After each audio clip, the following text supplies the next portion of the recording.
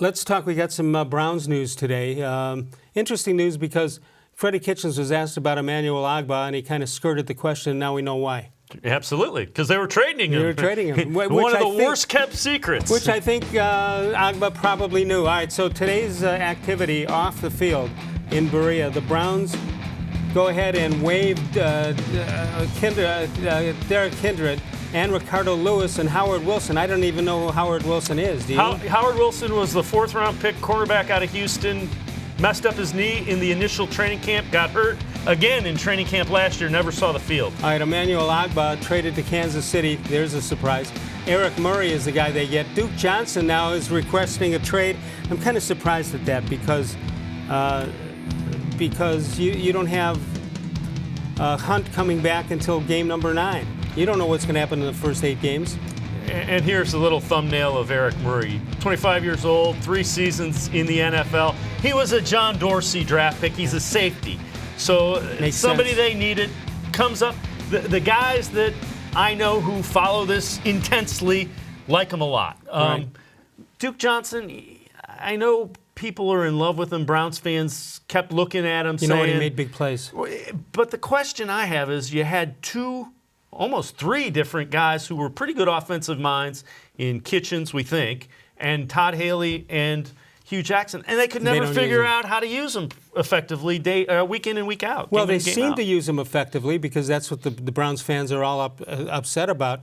They did use him. They just didn't use him enough.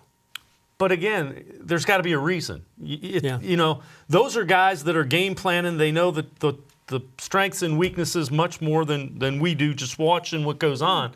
My question would be, why wasn't he more involved in game plans? Wouldn't you think, knowing the Browns' offense over the last couple of years, that they had to be able to find a way to get him more than 8 or 9 touches in a game, or 8 or 9 touches in a game? But that's kind of what I'm getting at is if it was just Hugh Jackson or just one guy who didn't like him, who couldn't figure it out, I'd say okay, it's a mismatch. But even Freddie Kitchens, the first game he had like 8-9 receptions, 80 yards, and then he wasn't really a factor again.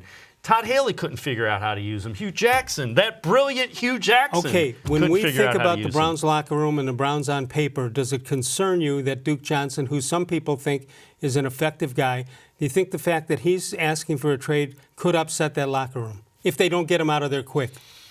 No, they almost have to, don't they? I would, I think they'll probably honor that request, I would think. It depends, though. The one thing to keep in mind is Jordan Howard, Pro Bowl running back for the Bears, only got a 6th-round pick when they traded him over the weekend to the Eagles. So the value of a running back isn't necessarily what you might like it to be, and they're paying Duke Johnson a lot of money. Yeah, I would think. And fans who love the guy would think if you dangle him out there that there's going to be 10 phone calls from 10 different teams.